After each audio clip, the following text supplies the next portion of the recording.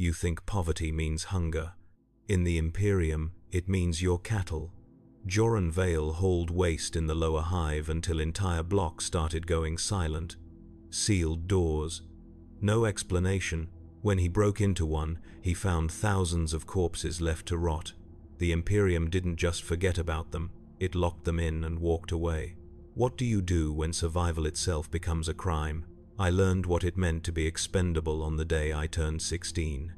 When my father did not return from the sump and no one came to tell us why. My name is Joran Vale, and I have lived my entire life in the lower reaches of Acanthos Prime, a hive city that stretches so far into the clouds that I have never seen the sky. The levels where I was born exist in a perpetual twilight, lit only by the failing luminators that flicker against walls slick with condensation and the orange glow of waste incinerators that burn without ceasing. The air here tastes of metal and rot, a combination so familiar that I no longer notice it except when I wake gasping from dreams of clean water and open spaces that I have never known. My father worked the sump levels as a waste hauler, and when he disappeared, I inherited his ration chip, his HAB unit assignment, and his place in the rotation that keeps the hive from drowning in its own filth. No ceremony marked this transition. No official came to explain his absence or offer condolences. There was only the sharp-faced administrator who updated my identification tattoo and told me to report to the collection depot before the next shift bell or forfeit my family's water allowance. That was 7 years ago, and I have hauled waste every day since. The work is simple in its brutality. Each morning, when the shift klaxons sound through the HAB blocks like the wailing of some mechanical god, I rise from the thin pallet I share with my younger sister Mira and make my way through corridors so narrow that two people cannot pass without turning sideways. The walls here are not the clean plasteel of the upper levels but ancient ferrocrete, stained black with centuries of grime and spotted with patches of toxic mold that blooms in patterns resembling human faces. I have learned which patches to avoid touching, which corners harbor the nests of sump rats large enough to strip flesh from bone, and which HAB units have been quietly abandoned after their occupants failed to wake one morning. The architecture of the lower levels is not designed but accumulated, layer upon layer of makeshift repairs and improvised expansions that have transformed what might once have been planned infrastructure into a labyrinth of collapsing passages and forgotten spaces. Entire sections have been walled off after structural failures, their inhabitants left to whatever fate awaited them in the darkness, and no one speaks of these places except in whispers that die quickly in the perpetual hum of ventilation fans. The HAB unit I share with Mira measures 3 meters by 4, a space barely large enough for our sleeping pallets, a small heating unit that functions intermittently, and a chemical toilet that empties into the waste system below. We have no running water in the unit itself. For that, we must walk to the communal dispensary 2 levels down, where residents queue for hours to fill containers from rusted taps that deliver liquid the color of weak tea and tasting of industrial byproducts. The water is supposed to be filtered and purified according to administratum standards, but those standards were written for hive levels far above ours, and the filtration systems that service the lower reaches have not been properly maintained in decades. People fall sick regularly from waterborne pathogens, their bodies racked by fevers and digestive failures, and the Medicaid facilities that might treat such ailments are reserved for workers in essential industries, a category that does not include waste haulers or the unemployed masses who make up the majority of the lower-level population. Our walls are thin enough that I can hear everything that happens in the adjacent HAB units. The crying of infants who go hungry because their parents cannot afford supplemental rations, the arguments between couples driven to desperation by unemployment and the constant fear of losing their housing assignments, the wet, rattling coughs of those afflicted with lung rot, a degenerative condition caused by prolonged exposure to the chemical-laden air that circulates through our ventilation systems.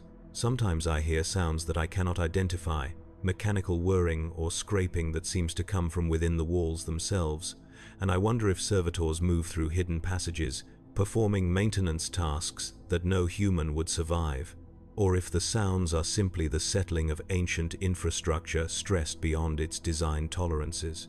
Mira is 12 years old, and she has never known any life other than this. She does not attend schola, because education in the lower levels is limited to the children of foremen and security personnel, and even then it consists primarily of basic literacy and indoctrination in imperial dogma.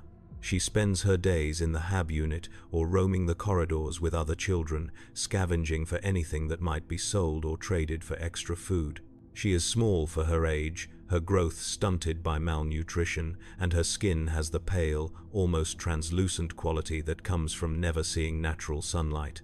I try to protect her as much as I can, saving portions of my own rations to supplement hers, teaching her which areas to avoid and which people cannot be trusted. But I know that my protection is limited, that there are dangers I cannot shield her from, and that eventually she will have to navigate this world on her own. The thought terrifies me more than I can express. The collection depot sits at the junction of 5 major waste channels, a cavernous space carved from the hive's foundation where the refuse of 10 million souls converges before being sorted, compressed, and fed into the incinerators that keep the toxic buildup from overwhelming the lower levels entirely. The depot is overseen by Foreman Kalach, a man whose face has been half replaced by a crude augmetic that clicks and whirs when he speaks, a punishment or repair from some long-ago accident that he never explains. The augmetic is not the clean, sophisticated work of the Adeptus Mechanicus, but a brutish assemblage of metal plates and exposed wiring that gives him the appearance of something caught between human and machine. One of his eyes has been replaced with a lens that glows faintly red in dim light, and his jaw moves with a mechanical precision that makes every word sound clipped and artificial. He stands on a platform above the sorting floor and calls out assignments with a voice distorted by damaged vocal synthesizers, directing teams of haulers to different sectors based on the overnight accumulation reports that scroll across flickering data slates. The depot floor is a chaos of activity even at the earliest hours. Massive conveyor belts run constantly, carrying loads of compressed refuse toward the incinerators, and the air is thick with steam and the acrid smell of burning plastic. Servitors move among the haulers, their lobotomized brains capable only of following simple programmed instructions, lifting and sorting with mechanical efficiency. Some of these servitors were once human, criminals or debtors who failed to meet their obligations and were repurposed by the Mechanicus, and I try not to look too closely at their faces, at the vacant expressions and the surgical scars that mark where personality and memory were excised. The haulers themselves are a mix of hereditary workers like me, those who inherited their positions from deceased parents, and conscripts, individuals assigned to waste collection as punishment for minor infractions, or simply because the administratum needed to fill quotas. Most mornings, I am assigned to Sector 9 Gamma, a residential zone 3 levels below my own hab unit, where the population density is so extreme that families of 8 or more share spaces barely large enough for sleeping. The waste from these areas is the worst, a combination of human excrement, discarded food packaging, chemical runoff from illegal still operations, and the occasional corpse that no one claimed or reported. Bodies are more common than one might think in the lower levels. People die from disease, from violence, from simple exhaustion, and their families often lack the resources to pay for proper disposal. So the corpses are wrapped in whatever material is available and deposited in the waste chutes, where they become our responsibility. We are supposed to report such findings to the enforcers, but most haulers have learned that filing reports only invites scrutiny and delays, so we simply collect the bodies along with everything else and let the incinerators handle the problem. We work in teams of 4, dragging massive plasteel bins through corridors that were never meant to accommodate them, our backs bent under the weight and our lungs burning with the fumes that rise from the refuse we collect. My team consists of Harrow, a man twice my age whose arms are covered in the scars of acid burns and rat bites; Kale, barely 14, and so thin that his ribs show through his work coveralls; and Senna, a woman in her 30s who never speaks and whose eyes hold a distance that suggests she has seen things that broke something fundamental inside her. Harrow has worked the waste for nearly 3 decades, and his body shows the accumulated damage of that service. His hands are gnarled and twisted, several fingers missing from encounters with sorting machinery, and he walks with a pronounced limp that he never explains. Kale is newer to the work, having been assigned to hauling only 6 months ago when his mother died and left him responsible for his 3 younger siblings. The pressure of that responsibility shows in his face, in the deep circles under his eyes, and the way his hands shake when he thinks no one is watching. We do not talk while we work except to coordinate the lifting and turning required to maneuver the bins through tight spaces, and during the brief rest periods that foreman Kolach allows, we sit in silence and drink the thin, metallic-tasting water that is distributed from communal taps. There is no camaraderie among the haulers, no shared sense of purpose or unity. We are bound together only by necessity and the knowledge that any one of us could vanish at any moment, replaced by another desperate soul who needs the ration chip more than they fear the work. Trust is a luxury we cannot afford, because the administratum encourages informants, offering small rewards for reports of seditious talk or suspicious behavior, and there is always someone desperate enough to betray a colleague for an extra week's rations or the promise of reassignment to less dangerous work. The people who live in the sectors we service do not acknowledge us. We are invisible to them, part of the infrastructure like the ventilation ducts and drainage pipes, and they go about their daily routines as though we do not exist. I have hauled waste from the same HAB units for years and could not tell you the names or faces of their occupants, because they do not look at us and we do not look at them. This mutual blindness is a survival mechanism, I think, a way of maintaining the fiction that we are somehow different from one another, that their poverty is not our poverty, that the line separating haulers from residents is anything more than arbitrary assignment. But the truth is that we are all the same, all trapped in the lower levels by circumstances of birth and the Imperium's infinite indifference, and the only real difference is that haulers see the full scope of the decay, while residents can pretend it exists somewhere else. The decay is everywhere, visible in every surface and structure. The ferrocrete walls are shot through with cracks that leak moisture and harbor colonies of fungus that pulse with bioluminescent light. The floor grates are rusted through in places, revealing glimpses of the sump levels below where wastewater collects in stagnant pools and things move in the darkness. The luminators flicker constantly, their failing power cells unable to maintain steady output, and entire corridors can be plunged into darkness for hours or days until maintenance crews, if they come at all, manage to restore function.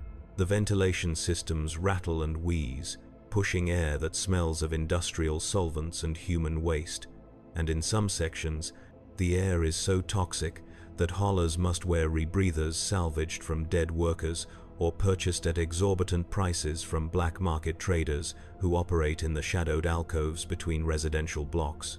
The lower levels operate according to rules that are never written but universally understood. You do not report injuries because medical services are reserved for productive workers in essential industries, and waste hauling is not considered essential. You do not complain about living conditions because the enforcers who maintain order in these depths are not interested in grievances and respond to disruption with violence that is swift and disproportionate.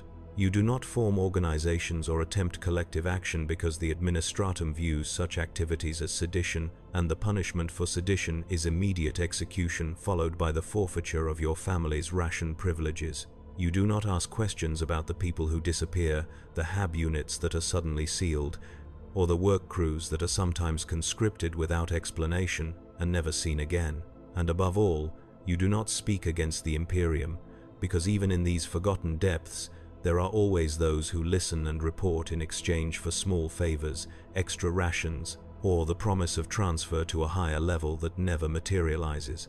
The enforcers who patrol our levels are different from the security forces that maintain order in the upper hive. They do not wear the polished carapace armor or carry the sophisticated weaponry of their better-equipped counterparts. Instead, they are outfitted with older patterns of flak armor, scavenged and repaired so many times that no two suits match, and they carry stub guns, shock mauls, and occasionally autoguns of questionable reliability.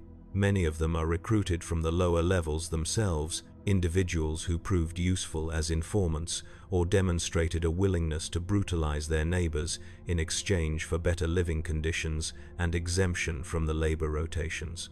They are not soldiers in any meaningful sense. They are thugs with official sanction, and their primary function is not to protect residents but to ensure compliance and suppress any hint of organized resistance. I have witnessed their methods firsthand. 3 years ago, a group of unemployed workers in Sector 8 Delta attempted to organize a protest demanding better food distribution and access to medical care.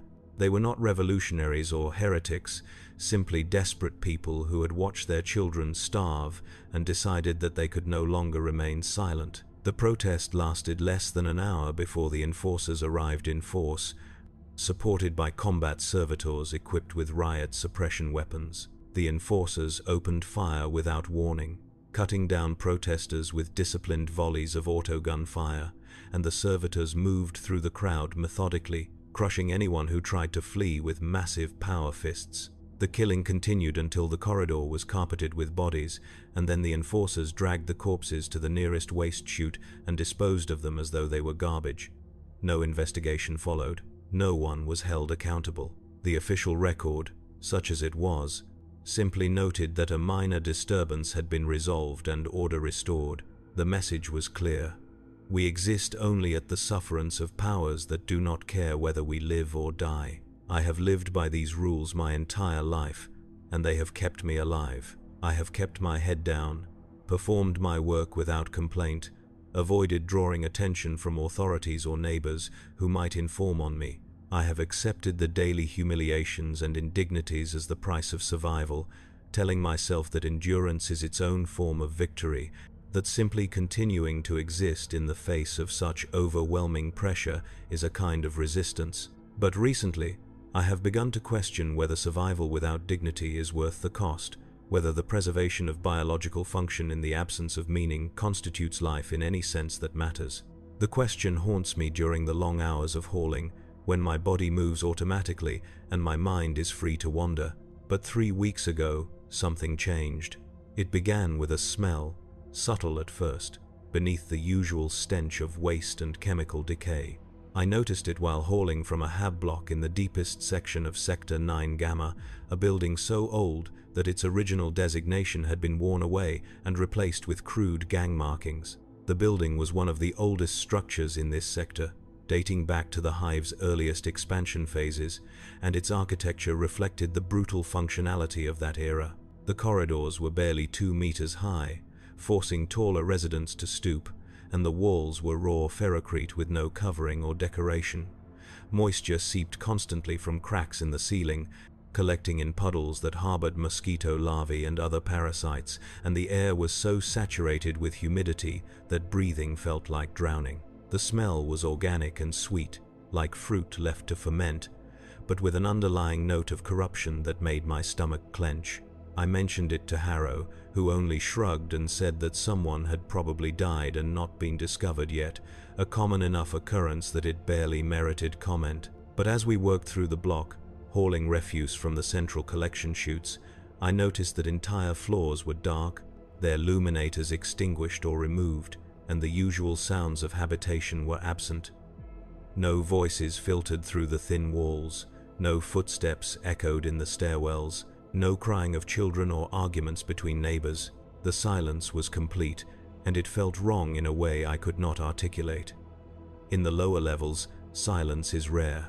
There are always sounds, the constant background noise of too many people living in too little space, and the absence of that noise suggests either abandonment or something worse.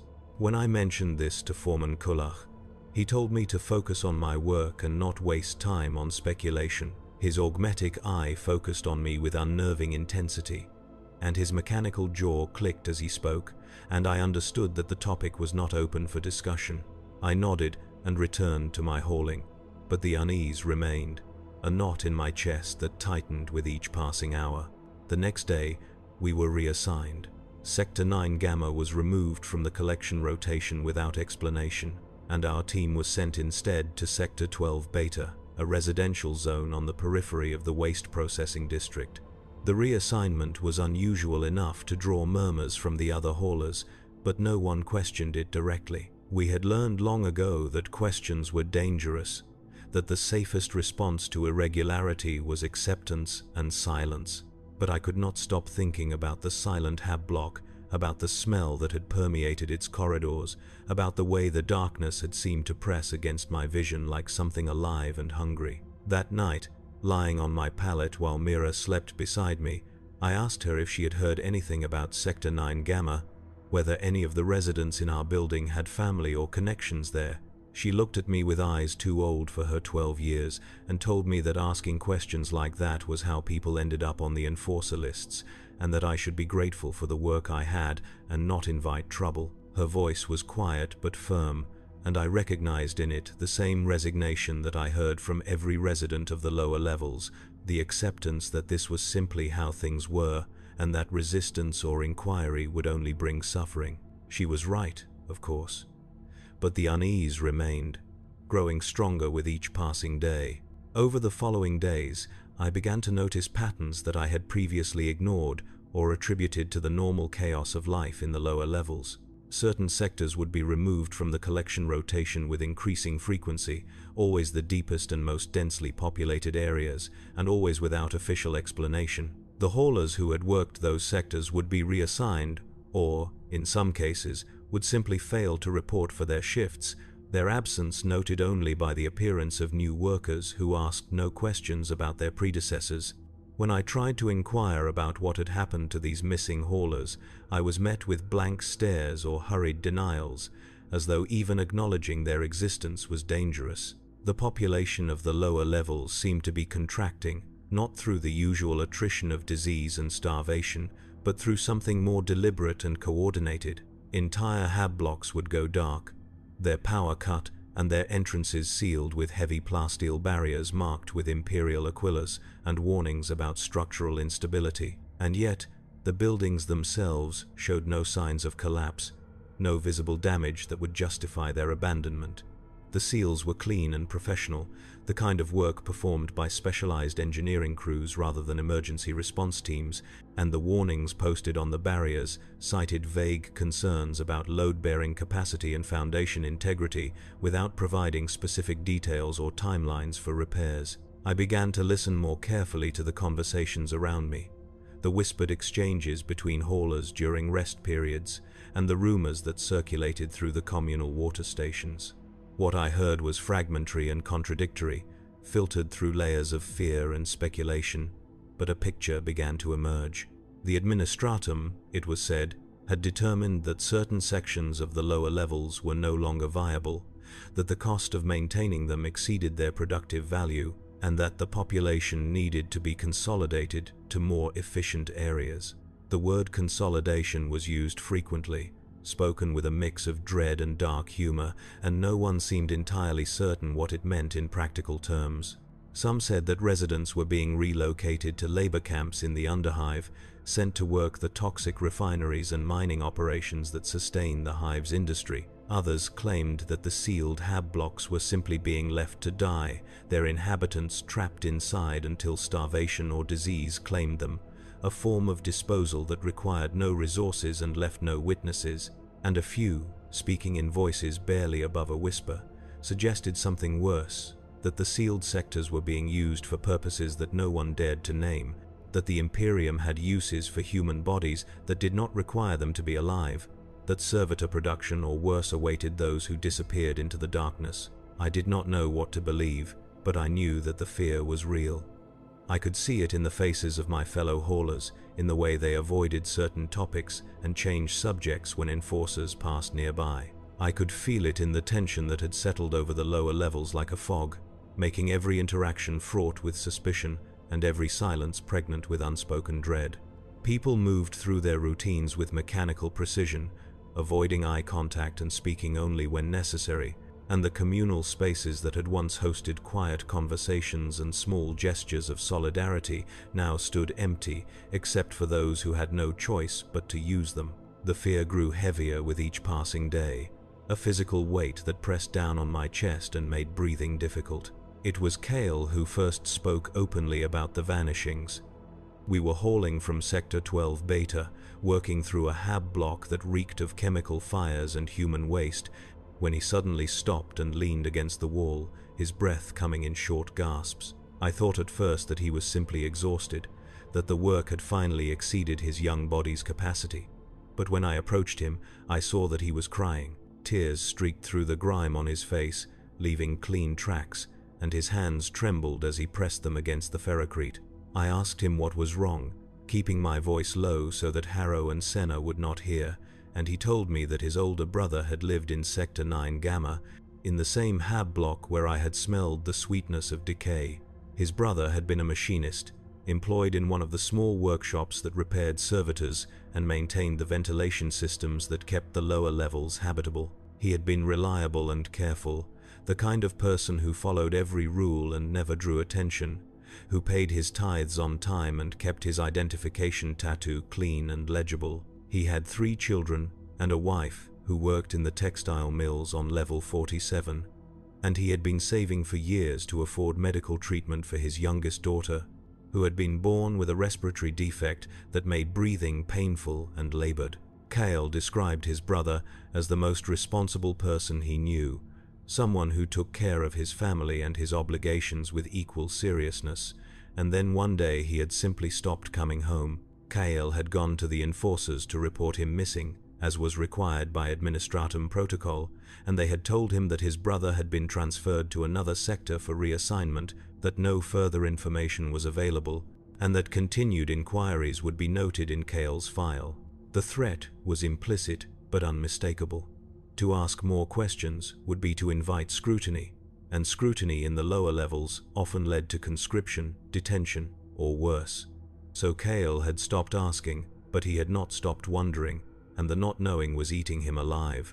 He had gone to his brother's hab unit and found it sealed, the door welded shut, and marked with the same warnings about structural instability that I had seen on other buildings. He had tried to locate his brother's wife and children, but had been told that they too had been relocated, destination unspecified, and that their records had been archived pending administrative review. They had all disappeared, erased from the official records as though they had never existed. I told him that I was sorry, because there was nothing else to say, and we returned to our work in silence. But his words stayed with me, echoing through my thoughts during the long hours of hauling and the brief periods of restless sleep. His brother had not been a criminal or a troublemaker. He had been a productive worker, exactly the kind of person the Imperium claimed to value, someone who contributed to the hive's function and maintained the systems that kept millions alive. And yet he had disappeared as completely as if he had never existed, along with his entire family, and no one had investigated or even questioned the circumstances. The enforcers had offered only bureaucratic evasion and implicit threats, and the Administratum had simply updated its records to reflect 1 fewer registered worker and 4 fewer dependents. The realization settled over me like a weight, pressing down on my chest until breathing became difficult. I have always known, on some level, that life in the lower levels is precarious, that we exist at the sufferance of powers that do not care whether we live or die. But knowing something abstractly and confronting it directly are different experiences, and the difference is the space where denial can no longer exist. I had spent my entire life telling myself that if I worked hard, if I followed the rules, if I kept my head down and did not cause trouble, then I would be safe. Not comfortable, not happy, but safe. I had believed that the Imperium, for all its cruelty and indifference, operated according to some internal logic, that there were reasons behind the suffering, that the machine of governance, however vast and impersonal, recognized the value of its components and sought to preserve them when possible. I had been wrong. The Imperium does not value us. It consumes us, grinding us down until we are used up and then discarding us without thought or hesitation. We are not citizens in any meaningful sense. We are resources, no different from the promethium that fuels the generators or the ore that feeds the foundries, and when a resource becomes more costly to maintain than to replace, it is simply eliminated. The sealed hab blocks were not failures of administration or tragic accidents. They were deliberate, calculated decisions, the kind made every day across a million worlds. and the people who made them never saw the faces of those they condemned, because distance makes all atrocity tolerable. To the planners in the upper hive, reviewing population density reports and resource distribution charts, we were numbers on a data slate, statistical abstractions that could be adjusted or eliminated with a few keystrokes. Our suffering was not cruelty, it was efficiency. I wanted to rage against this understanding, to reject it as paranoia or exaggeration, to find some flaw in the logic that would allow me to return to my previous state of willful ignorance. But I could not. The evidence was everywhere, written in the patterns of disappearance and the sealed doorways, in the silence of the enforcers and the nervous avoidance of my fellow haulers. And once I saw it, I could not unsee it. The knowledge sat in my chest like a stone, cold and heavy, and it colored every interaction and every observation with new significance. That night, I did something foolish. I left my HAB unit after curfew and made my way through the darkened corridors towards Sector 9 Gamma. Curfew violations are punishable by immediate detention and possible conscription into penal work details, and the enforcers patrol the lower levels with a frequency that makes avoidance difficult. But I had to see for myself, had to confirm what I already knew to be true. Because without confirmation, there remained the possibility of doubt, and doubt was the only comfort I had left. I moved carefully, keeping to the maintenance passages and service ducts that are too narrow for armored enforcers to navigate easily, spaces where the air is thick with toxic fumes and the walls are coated with slime that burns exposed skin. I had learned these routes as a child, exploring the hidden spaces of the hive with other children who had nothing better to do and no adults to supervise them, and I remembered them now with a clarity born of desperation. The journey took over an hour, moving slowly and stopping frequently to listen for the heavy footfalls of patrol units or the mechanical whir of surveillance servitors. The lower levels at night are different from their daytime counterparts. The darkness is absolute in sections where the illuminators have failed, and the sounds are amplified by the stillness, every drip of moisture and creak of settling ferrocrete echoing through empty corridors. I passed through residential sectors where families slept in their cramped HAB units, their snoring and breathing audible through the thin walls, and I passed through industrial zones where machinery ran continuously, tended by servitors and night shift workers who moved with the blank expressions of people who had long ago surrendered any hope of something better. Finally, I reached the boundary of Sector 9 Gamma. The entrance had been sealed with a heavy plasteel barrier, welded into place and marked with Imperial Aquilus and hazard warnings about structural collapse. But the seal was imperfect, and along the lower edge, where the barrier met the floor, there was a gap barely wide enough for a person to squeeze through if they were willing to contort themselves and risk injury. I hesitated, knowing that what I was about to do crossed a line that could not be uncrossed, that entering a sealed sector without authorization was a serious violation that would result in severe punishment if discovered. But I had come too far to turn back, and the need to know was stronger than my fear of consequences. I lay down on the filthy floor and began to work my way through the gap.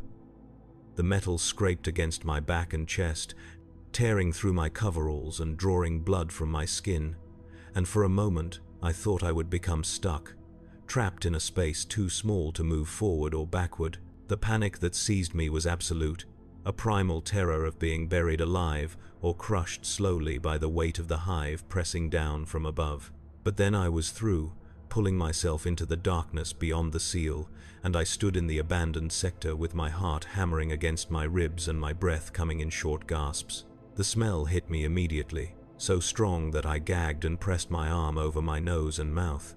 It was the same sweet, rotting smell I had noticed weeks earlier, but magnified 100-fold, thick enough to taste and so pervasive that it seemed to coat my skin. The air was hot and humid, like breathing inside a furnace, and I could hear the buzzing of flies, thousands of them, their droning filling the silence with a sound like distant machinery. I had brought a small luminator, the kind used by maintenance workers, and I activated it with shaking hands, sweeping the beam across the corridor ahead. What I saw made my blood turn cold. The corridor was filled with bodies. They lay in heaps against the walls and sprawled across the floor, dozens of them, maybe hundreds, too many to count in the dim light. Some were clothed in the ragged coveralls of lower-level residents, others in the thin garments of children, and a few were so decomposed that I could not determine their age or identity. Their faces were twisted in expressions of pain and terror, mouths open in silent screams, hands clutching at throats or pressed against chests as though trying to hold something inside. There was no sign of violence, no wounds or blood, only the terrible stillness of mass death and the flies that swarmed in clouds above the corpses, their bodies glinting metallic green in the luminator beam.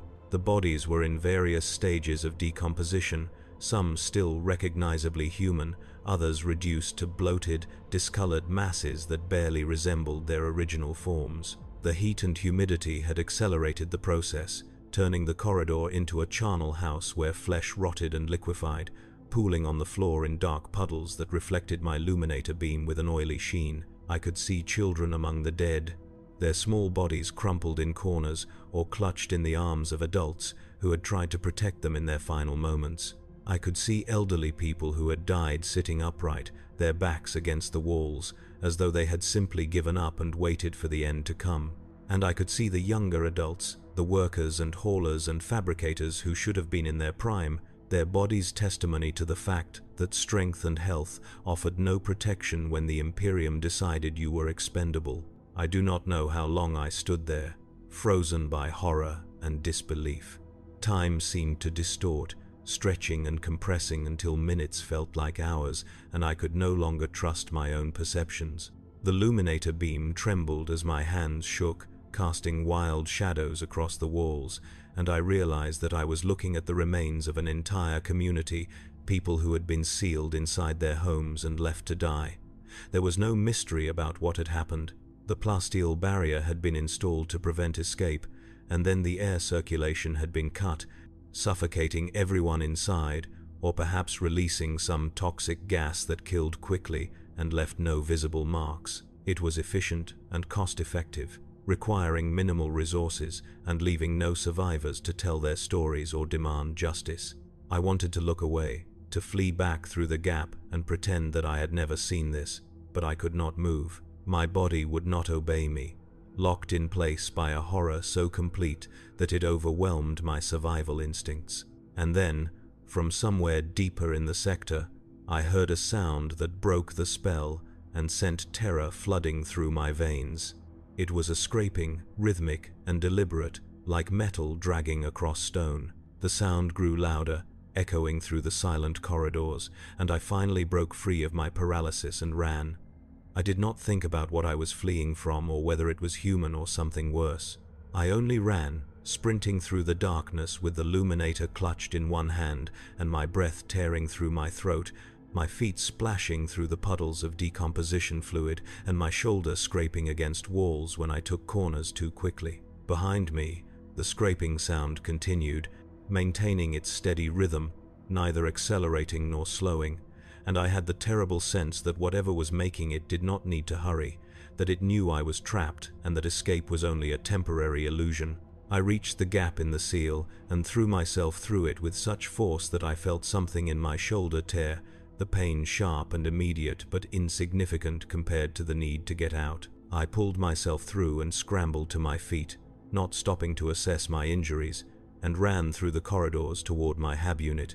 I did not stop running until I reached my own door, where I collapsed on the floor and lay gasping while Mira stared at me with wide, frightened eyes. She could see the blood soaking through my coveralls and smell the stench of death that clung to my clothes, but she did not ask where I had been or what I had seen. She knew better than to ask questions whose answers would only bring danger. The next morning, I reported for my shift as though nothing had happened. What else could I do? There was no one to tell, no authority to whom I could report what I had seen, because the authorities were the ones responsible. The enforcers would not help me. They would arrest me for entering a sealed sector without authorization, and if I spoke about what I had witnessed, I would be marked as someone who possessed dangerous knowledge, someone who needed to be silenced. The administratum would not investigate because they were the ones who had ordered the sealing in the first place, who had signed the work orders and allocated the resources to make it happen. And if I spoke openly about what I had witnessed, I would be marked as a dissident and would disappear just as surely as the people in Sector 9 Gamma had disappeared. So I said nothing, and I hauled waste with my team, and I tried to forget the sight of those bodies and the sound of scraping metal in the darkness. But forgetting was impossible. The images were burned into my mind, replaying endlessly whenever I closed my eyes or allowed my attention to wander. I saw the faces of the dead, their expressions of terror and agony, and I wondered who they had been, whether any of them had been friends of Kale's brother, whether any of them had known my father before he disappeared. I wondered if they had known what was coming, if they had heard the welders sealing the barrier and understood what it meant, or if death had taken them by surprise, a sudden betrayal by the Imperium they had served their entire lives. Over the following days, I began to watch the other residents of my hab block with new eyes, wondering who among them knew what I knew, who had seen what I had seen, and who had chosen silence just as I had. I looked for signs of shared understanding, some glimmer of recognition or solidarity, but I found nothing. Everyone went about their routines with the same dull resignation, the same exhausted compliance, and if they had questions or fears, they kept them hidden behind faces worn smooth by years of suppression. I wanted to shake them, to force them to see what was happening, to demand that they acknowledge the atrocity unfolding around us. But I knew that such an effort would be futile, because they already knew, they had always known. The difference was that they had accepted it, had internalized the lessons taught by a lifetime of cruelty, and had concluded that survival required the surrender of all hope. To fight was to die, and dying would not change anything. Better to keep your head down, to work your shifts, to collect your rations, and hope that when the consolidation came for your sector, you would be among the fortunate few deemed worthy of transfer rather than disposal. It was a rational calculation in its own way, the logic of people who had learned that the universe was fundamentally hostile and that the only measure of success was lasting one more day. I could not accept that. Not yet. I began to gather information, quietly and carefully, speaking to haulers from other teams during rest periods and listening to the conversations at the communal water stations. The water stations were one of the few places where residents from different hab blocks mingled, forced into proximity by the shared need for this essential resource, and the long queues created opportunities for conversation that would otherwise be impossible. I positioned myself near groups of workers from other sectors and listened as they spoke in low voices about their own experiences of disappearances and sealings. What I learned confirmed my worst suspicions and revealed that the scope of the consolidation was far larger than I had imagined. The consolidation was not limited to Sector 9 Gamma or even to my immediate area. It was happening across the entire lower level, a systematic reduction of the population that had been underway for months, perhaps longer, and that showed no signs of stopping. Entire residential zones were being depopulated, their inhabitants either relocated to underhive labor camps or simply sealed inside their homes and forgotten. The official justification, when any was given, was structural instability.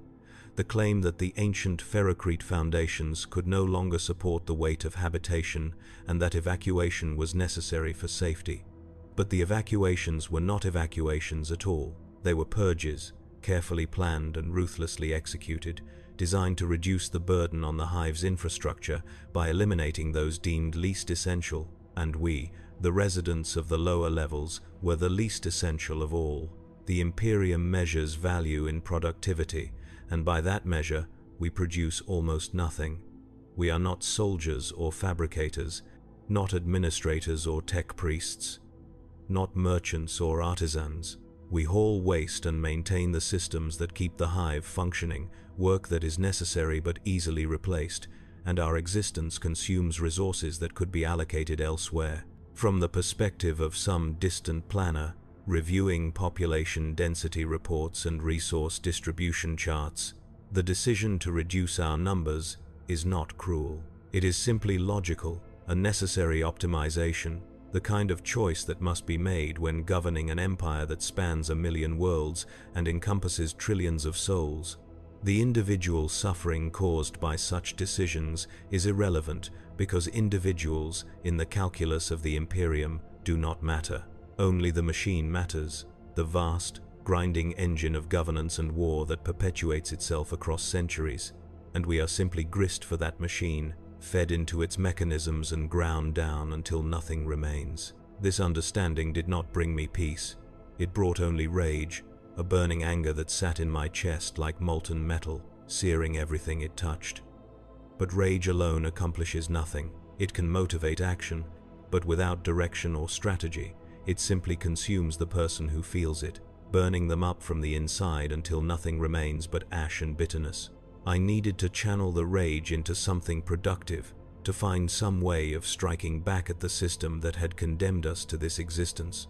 But what could one person do against the Imperium? What power did I have to resist an institution that commanded armies of billions and ruled over 1,000,000 worlds? The answer seemed obvious. I had no power at all, but perhaps power was not what I needed. Perhaps what I needed was simply to refuse to accept the narrative that the Imperium imposed, the story that our suffering was necessary and just, that we deserved our fate because we were lesser beings, that obedience and submission were virtues rather than survival mechanisms born of terror. If I could not change the system, perhaps I could at least change how people thought about it, could plant seeds of doubt and resistance that might grow into something larger. It was a small hope, fragile and easily crushed, but it was better than the alternative, which was to accept that nothing could be done and that we were simply doomed to endure until the consolidation reached our hab block and we too were sealed away or marched off to labor camps from which there was no return. I decided that I would try to warn people, to organize some kind of response or resistance, even though I knew the attempt was likely futile. I started with my own hab block, speaking quietly to neighbors during the evening hours when the enforcer patrols were lightest. I chose my targets carefully, focusing on younger residents who had not yet been completely ground down by years of oppression, people who still showed some spark of anger or curiosity. I told them what I had seen in Sector 9 Gamma, described the bodies and the sealed entrances, and explained that the consolidation was coming for us, that our sector would be next if we did nothing. I expected shock, outrage, perhaps fear that would galvanize action. Instead, I found apathy and denial. Most people refused to believe me, dismissing my account as paranoid fantasy or the delusions of someone broken by the work. They cited the official explanations about structural instability and insisted that the administratum would never deliberately harm productive workers, that such actions would undermine the hive's function and therefore could not be true. Their faith in the system was absolute, not because they loved the Imperium or believed in its righteousness, but because the alternative was too terrifying to contemplate. If the Imperium could and would kill them without cause or justification, then there was no safety anywhere, no rules that could be followed to ensure survival, and that uncertainty was more frightening than any specific threat. Others listened but shrugged and said that there was nothing to be done, that resistance would only bring punishment, and that if the Imperium had decided to reduce the population, then that decision was final. These were the realists, people who had seen enough of life in the lower levels to understand how power worked and who had concluded that the only rational response to overwhelming force was submission. They did not disagree with my assessment of the situation. They simply believed that acknowledging the truth changed nothing, that we were powerless to affect our circumstances, and that the best strategy was to make oneself as inconspicuous as possible and hope to be overlooked when the purges came. A few became angry, not at the Imperium, but at me, accusing me of spreading seditious lies and threatening to report me to the enforcers if I did not stop. These were the collaborators, people who had internalized the Imperium's values so completely that they saw any criticism of the system as a personal attack, who believed that their own suffering was justified and that anyone who questioned it was dangerous and needed to be silenced. Some of them, I knew, were informants who received small rewards for reporting suspicious activity, but others were simply true believers, people who had constructed their entire identity around loyalty to the Imperium and who could not tolerate any challenge to that foundation without feeling that their lives had been wasted in service to a lie. Their responses baffled me at first, and then I understood. They were afraid, yes, but it was not the kind of fear that motivates action. It was the fear of someone who has been beaten so thoroughly and so often that they no longer believe escape is possible, who has learned that resistance brings only greater suffering, and who has concluded that the safest path is submission. They had been conditioned, over generations, to accept that the Imperium's will is absolute and that their role is to obey without question. To resist, in their minds, was not heroic. It was suicide. And they had families to think of, children who depended on their ration chips and HAB unit assignments, and the knowledge that any act of defiance would result not only in their own deaths, but in the deaths of everyone connected to them. So they chose to disbelieve, to pretend that the danger was not real, or that it would somehow pass them by, because the alternative was a terror too great to bear. I could not blame them for this choice, even as I despised it, because I understood that they were doing what they believed was necessary to protect themselves and their loved ones. The Imperium had created a system where solidarity was impossible, where any form of collective action was immediately crushed, and where the safest strategy was to isolate oneself and avoid drawing attention. In such an environment, asking people to resist was asking them to sacrifice not only themselves but everyone they cared about, and that was a burden too heavy for most people to carry. I could not blame them, but I could not join them either.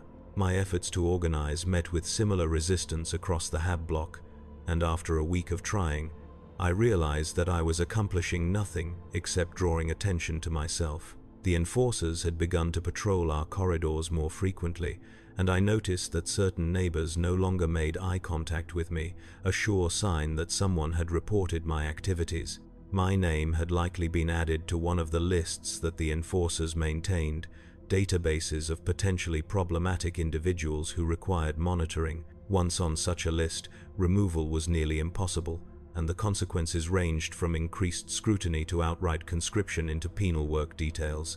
I decided to stop my organizing efforts, not because I had given up, but because continuing would only ensure my own death without achieving anything meaningful. If the people of the lower levels would not fight for themselves, then I could not fight for them. All I could do was try to save myself and Mira, to find some way of escaping the consolidation before it reached our sector.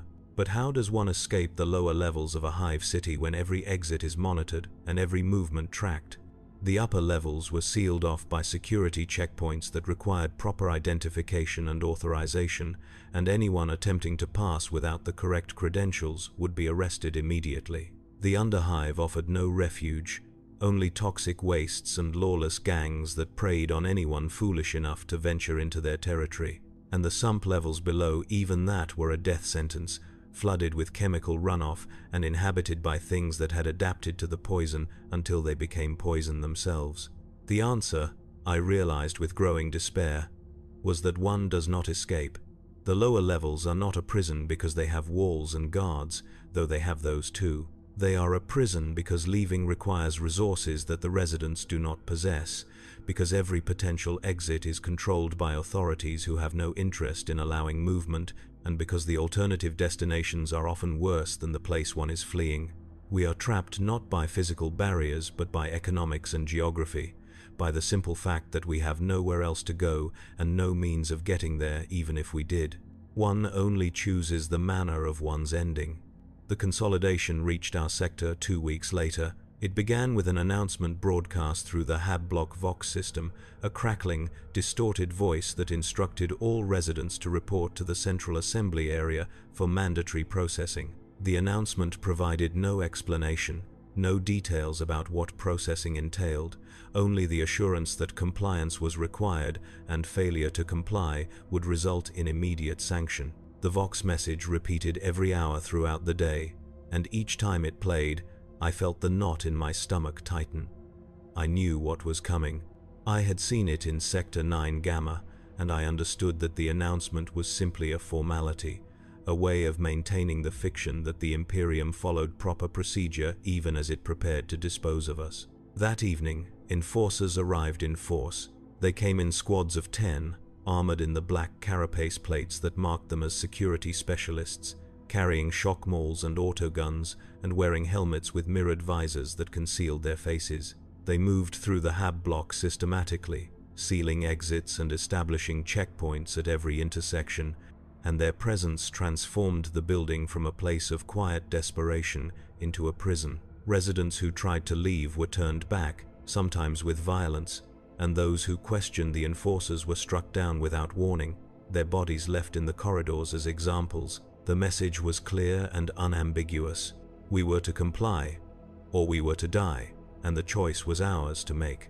The processing began the next morning, conducted with the mechanical efficiency that characterized all administratum operations. Residents were called by HAB unit number and instructed to gather their possessions and report to the assembly area, where administratum officials reviewed identification tattoos and updated population records. The assembly area was a large common space on the ground level of our HAB block, normally used for the distribution of rations and the posting of official notices, but now transformed into a sorting facility. The officials sat at makeshift desks, their data slates glowing in the dim light, and they worked with the same bored indifference they might show when cataloging shipments of grain or ammunition. Those who complied were sorted into groups and marched away under enforcer guard, disappearing into the lower levels toward destinations that were never specified.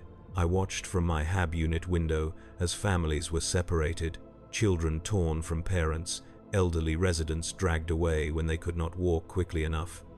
The enforcers showed no emotion, no hesitation, simply executing their orders with mechanical efficiency that suggested they had performed this task many times before.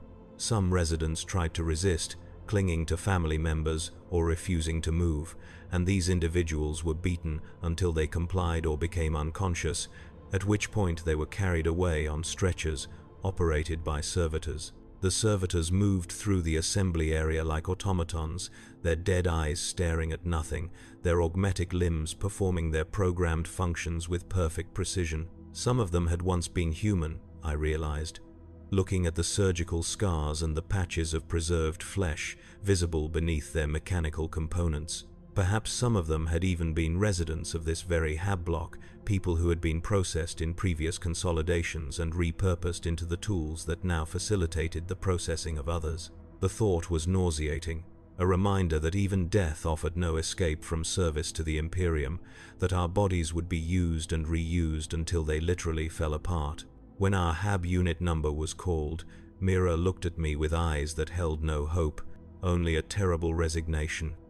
She was 12 years old, and she understood that we were about to die. I wanted to tell her that everything would be all right, that I would protect her, that we would find a way to survive this. But I could not lie to her, could not offer false comfort when she needed truth, however terrible that truth might be.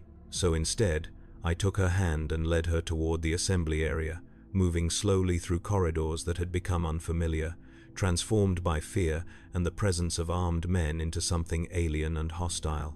The corridors were crowded with other residents making the same journey, all of us moving in the same direction like livestock being herded to slaughter. No one spoke. The only sounds were footsteps and the occasional sob from someone who had finally broken under the weight of accumulated terror. I held Mira's hand tightly, feeling how small and fragile it was, and I tried to memorize every detail of her presence, knowing that these might be our final moments together. She did not cry or complain, simply walked beside me with a dignity that made my heart ache, and I wondered what thoughts were running through her mind, whether she blamed me for failing to protect her, or whether she understood that I had done everything I could, and that sometimes everything is not enough. At the assembly area, we joined a line of residents waiting to be processed. The line moved slowly, shuffling forward at the pace dictated by the officials conducting the sorting, and as we waited, I had time to observe what was happening at the front. The administratum officials were conducting a triage of sorts, separating residents into 3 groups based on criteria that were never explained but became clear through observation. The first group consisted of young, healthy individuals who appeared capable of performing physical labor. These were marked with blue ink on their foreheads, a crude but effective method of categorization, and directed to one side of the room where enforcers kept them under close guard. The second group was made up of children, elderly, and those too sick or injured to work effectively. These were marked with red ink and directed to another area, and watching them, I understood that red meant disposal, that these people were being separated out for immediate termination because they could not contribute to the hive's productivity and therefore had no value to the Imperium. The third group, the smallest, consisted of those who possessed specialized skills or training that made them more valuable than common laborers. These were marked with green ink and segregated from the others, likely destined for reassignment to positions where their expertise could be exploited more effectively. I was marked with blue. Mira was marked with red. The official who processed us was a thin man with an augmetic eye that whirred and clicked as it focused on our identification tattoos, the mechanical lens dilating and contracting as it scanned the barcodes etched into our skin. He reviewed our records on a battered data slate, made notations with a stylus, and then waved us toward our respective groups without a word. His face showed no emotion, no recognition that he was sentencing a 12-year-old child to death, and I realized that he probably processed hundreds of people per day and had long ago ceased to see them as individuals. We were simply data points, entries in a database that needed to be updated, and the emotional content of those updates was irrelevant to his function. I tried to hold onto Mira's hand to refuse the separation, but an enforcer stepped forward and struck me across the face with his shock maul. The pain was immediate and overwhelming, a cascade of electrical agony that shut down my nervous system and sent me crashing to the floor. I could not breathe, could not move, could only lie there gasping while the world spun around me and my vision filled with bright spots that pulsed in time with my heartbeat. When I could see again, Mira was being led away, her small form disappearing into the crowd of red-marked residents, and I screamed her name until another blow from the shock maul silenced me. I was dragged to the blue-marked group and thrown into a corner, where I lay curled on the filthy floor and tried not to vomit from the pain radiating through my skull. My face felt like it was on fire, the skin blistered and raw where the shock maul had made contact, and I could taste blood in my mouth where I had bitten through my tongue. Around me, other residents sat or stood in various states of shock and despair, some weeping silently, others staring at nothing with empty eyes. We were not allowed to speak, and the enforcers patrolled the perimeter of our group with weapons drawn, ready to respond to any sign of resistance. Hours passed, or maybe only minutes, time losing all meaning in the airless, overcrowded space, and then we were ordered to stand and form a line. We were marched out of the assembly area and into the corridors beyond, moving in single file under heavy guard.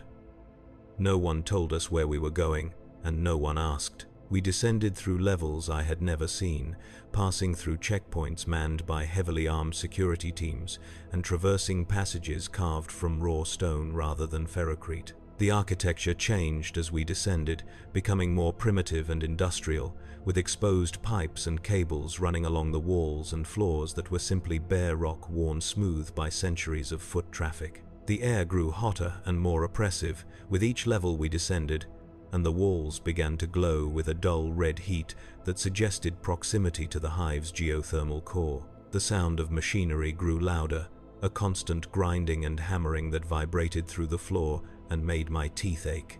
I could hear the roar of furnaces and the hiss of steam vents, and I realized that we were being taken to the underhive, to the industrial zones where the hive's most dangerous and toxic work was performed. These were the places that produced the materials and energy that sustained the hive above, the foundries and refineries and chemical processors that operated continuously, consuming resources and workers with equal indifference. The workers in these facilities had the shortest life expectancies in the entire hive, measured in months rather than years, and they were constantly being replenished with fresh conscripts as the old ones died from exposure, accidents, or simple physical collapse. We emerged into a vast chamber lit by the orange glow of molten metal and filled with machines so large that they seemed to touch the ceiling kilometers above. The scale of the space was overwhelming, designed for industrial processes rather than human comfort, and the heat was like walking into a wall. I could feel my skin beginning to blister within seconds, and the air was so dry that each breath felt like inhaling sand. Conveyor belts carried loads of raw ore and scrap metal toward massive crushers and smelters, and human workers, stripped to the waist and covered in burns and scars, labored alongside servitors to feed the machines. The noise was so loud that communication was impossible except through hand signals, and the workers moved with mechanical precision, their actions synchronized to the rhythm of the machines. This was a labor camp, one of the thousands that existed throughout the Underhive, and it was here that the blue-marked residents would spend the remainder of their lives, however short that might be, working until they collapsed from exhaustion or injury and were replaced by the next batch of conscripts. An overseer, a massive man with augmetic limbs and a voice amplified by a voxcaster, assigned us to work teams and directed us toward different sections of the facility. His augmetics were crude and functional rather than elegant. Heavy hydraulic pistons and reinforced joints that gave him the appearance of a walking industrial machine, and his voice boomed across the chamber with enough volume to be heard over the roar of the furnaces. I was sent to a sorting station, where my task was to separate recyclable materials from waste before the mixture was fed into the crushers. The work required constant attention and quick reflexes, because the conveyor belt moved at a pace designed for servitors rather than humans, and the materials passing by included sharp metal fragments, toxic chemicals, and occasionally unexploded ordnance that had somehow made it through the collection process. Other workers stood at stations along the conveyor, their hands moving in constant motion as they grabbed items and threw them into different chutes based on categorization protocols that had been drilled into them during a brief and inadequate orientation period. The work was grueling and dangerous, requiring constant vigilance to avoid losing fingers or hands to the fast-moving conveyors or being splashed by corrosive liquids. The heat was so intense that I felt my skin blistering within the first hour, and sweat poured from my body at a rate that would quickly lead to dehydration if not addressed. But there were no breaks, no water, no relief from the relentless pace of the machines, and the overseers responded to any sign of slowing with shock prods and beatings. I worked until my vision blurred and my legs gave out, and when I collapsed, I was dragged to the side by a servitor and left to recover on my own before being forced back to the line. This continued for days, or perhaps weeks. I lost track of time, each shift blending into the next in an endless cycle of pain and exhaustion. Sleep came in brief, fitful intervals on hard metal floors that radiated heat from the processes below, and food was distributed once per shift, thin gruel that tasted of chemicals and provided barely enough calories to sustain the work. Around me, other conscripts died with grim regularity, succumbing to heat stroke, toxic exposure, or simple physical collapse, and their bodies were dragged away by servitors and dumped into the incinerators without ceremony. No one mourned them. No one even remembered their names. They were simply gone, erased from existence as though they had never been, and the rest of us continued working because to stop was to join them. The other workers in my section rarely spoke, their exhaustion too complete to allow for conversation, but during the brief rest periods, I sometimes caught fragments of their stories. There was a woman named Kessa who had been a textile worker before the consolidation, who spoke in whispers about the daughter she had lost during processing, marked with red ink and taken away. There was a man named Torvald, who had been a machinist, whose hands were so damaged by acid burns that he could barely grip the materials he was supposed to sort, but who continued working because the alternative was immediate execution. There was a boy younger than Kale, whose name I never learned, who cried silently during the shifts, and who died on my third day when he lost his balance and fell into one of the crushers, his scream cut short by the grinding of massive gears. I thought constantly of Mira, wondering what had happened to her, whether she was still alive or whether she had been among those sealed in a hab block and left to die or simply executed and incinerated.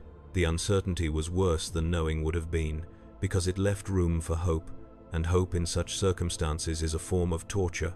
I imagined scenarios where she had somehow escaped, where she had been overlooked or misclassified and was still living in the hab block, waiting for me to return. But I knew these fantasies were lies. I told myself to avoid confronting the truth, which was that she was dead, that the red mark on her forehead had been a death sentence, and that I would never see her again. The rage I had felt earlier, the burning need for justice or revenge, had faded, replaced by a hollow numbness that made even despair feel distant and abstract. The labor camp had a way of grinding down everything that made a person human, reducing them to basic biological functions and survival instincts. I no longer thought about resistance or organizing or bearing witness. I thought only about surviving the next shift, about finding enough water to prevent fatal dehydration, about keeping my hands steady enough to avoid injury.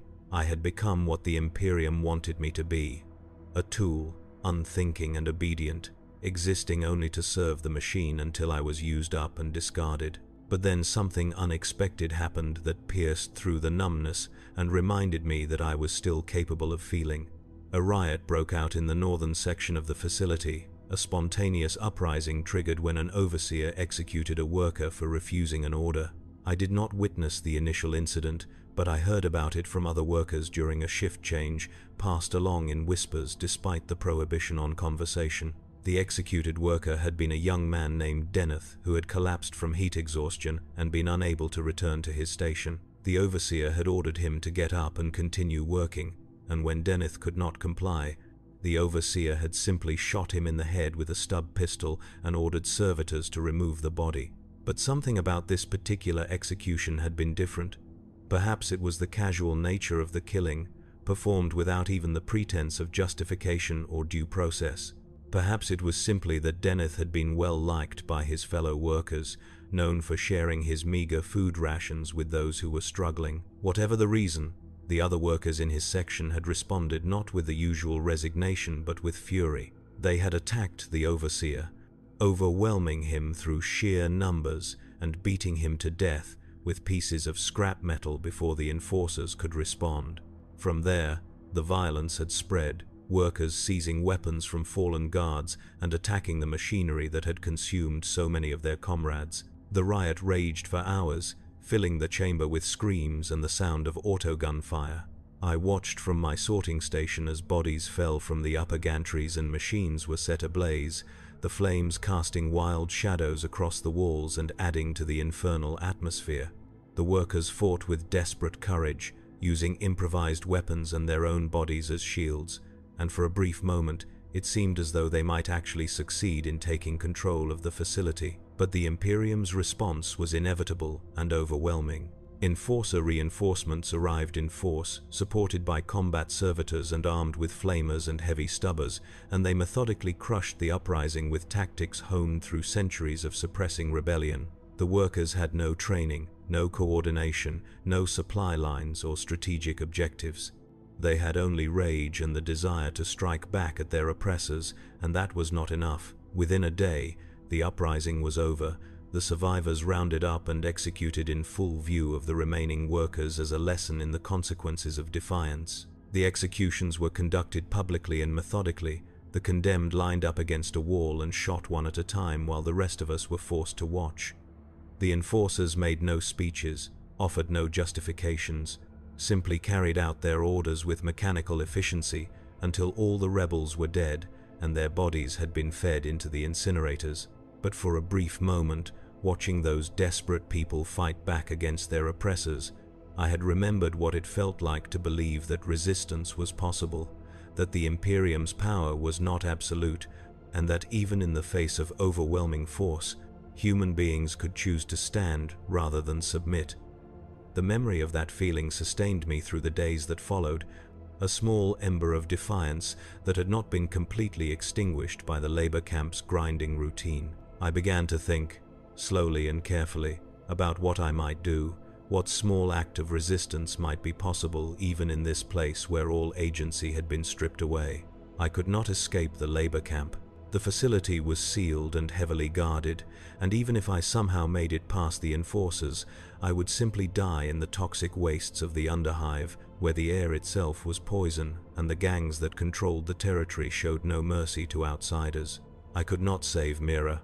She was already gone, and no amount of wishful thinking would change that fact. But I could do one thing, one small act that would have no practical effect but that might preserve some fragment of meaning in a world that seemed designed to strip meaning away. I could bear witness. The idea came to me during a shift, as I stood at my sorting station with my hands moving automatically and my mind wandering through memories of the lower levels. I thought about the sealed hab blocks and the bodies left to rot, about the families torn apart during processing and the casual cruelty of the administratum officials. I thought about Cale's brother and my father and all the countless others who had disappeared without record or remembrance, their lives erased as though they had never mattered. And I realized that the greatest victory the Imperium claimed was not its military might or its technological superiority, but its ability to make people believe that their suffering was inevitable and meaningless, that nothing could be done, that resistance was futile and therefore not worth attempting. But what if that belief was wrong?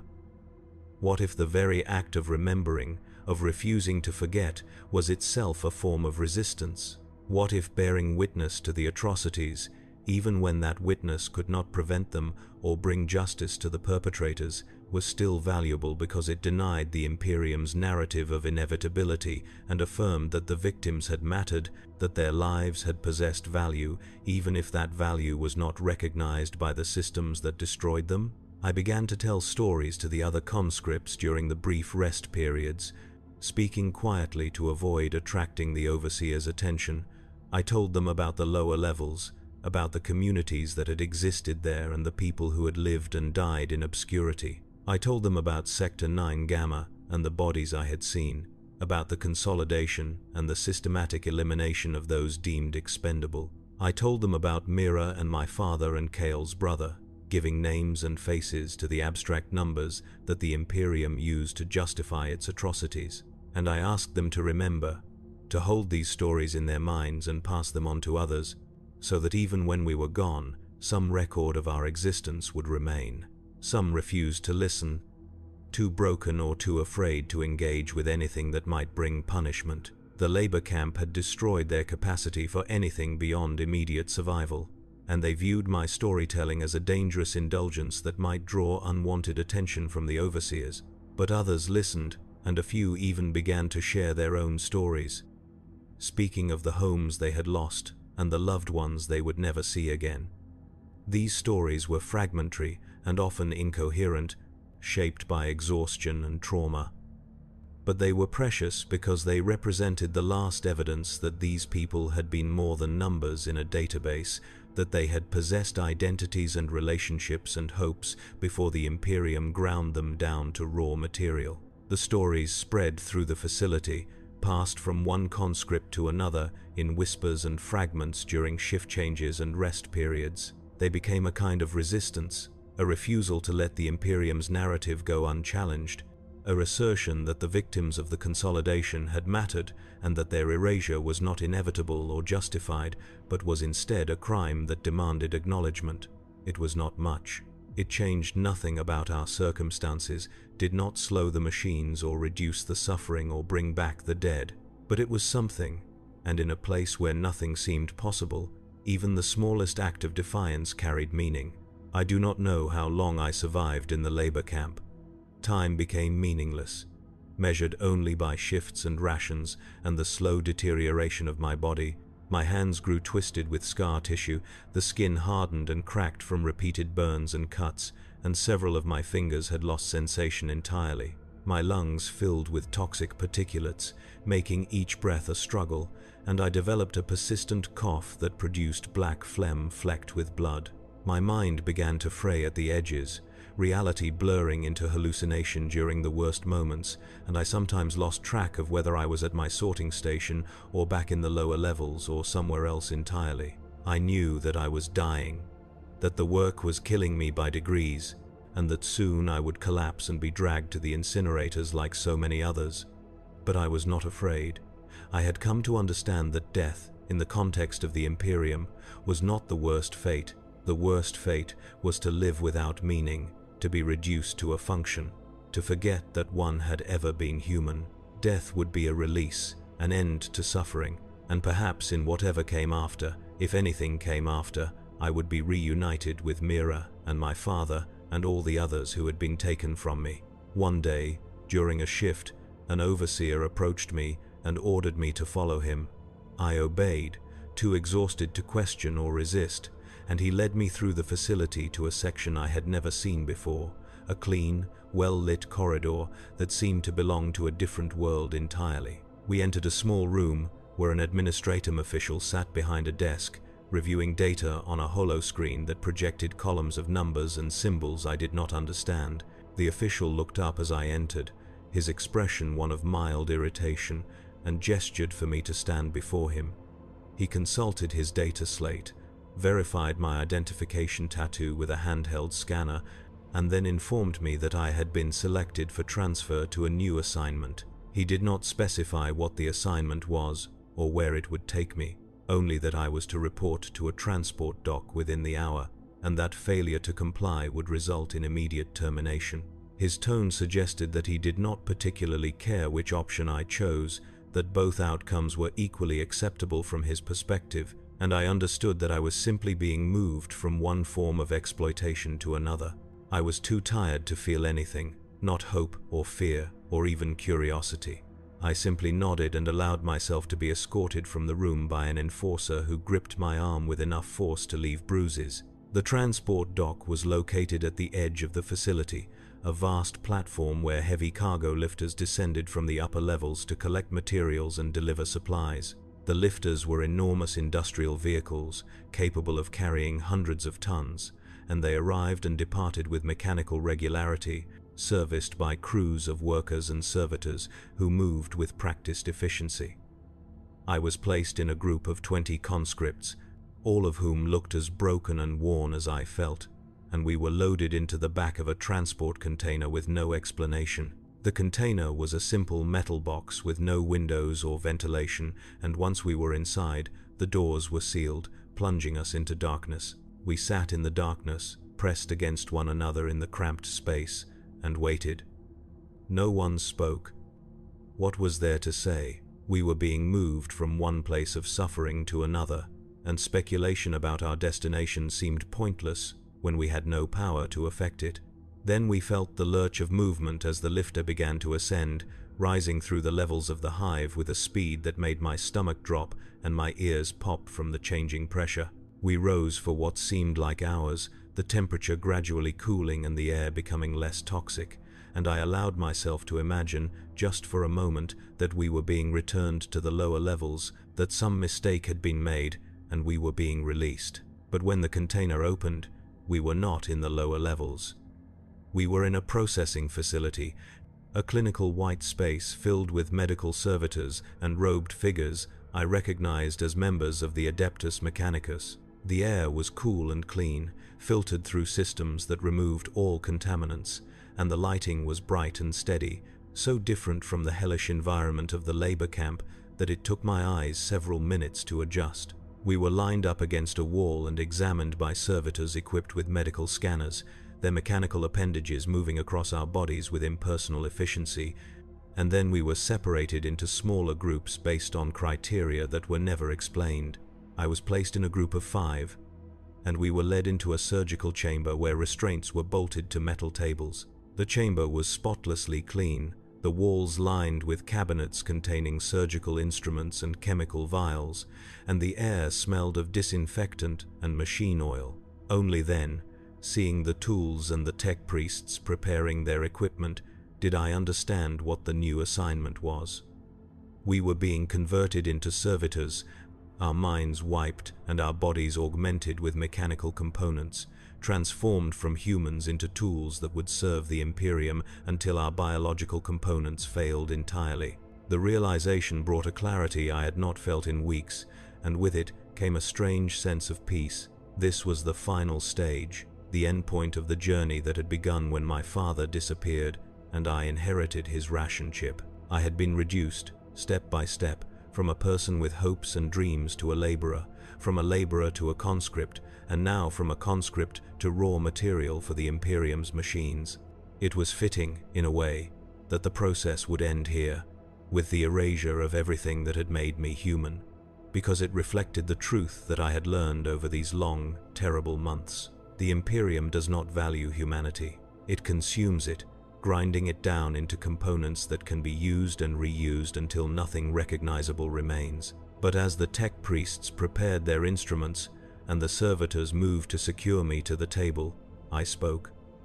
My voice was hoarse and weak, barely more than a whisper, damaged by months of inhaling toxic fumes and screaming over the roar of machinery, but I spoke anyway. I told the story of Sector 9 Gamma and the sealed hab blocks, of Mira and Kale and all the others who had been erased. I spoke even as the restraints closed around my wrists and ankles, cold metal biting into my skin. Even as the tech priests injected sedatives into my bloodstream, their needles sliding into veins with practiced precision, even as my vision began to fade and darkness closed in around me.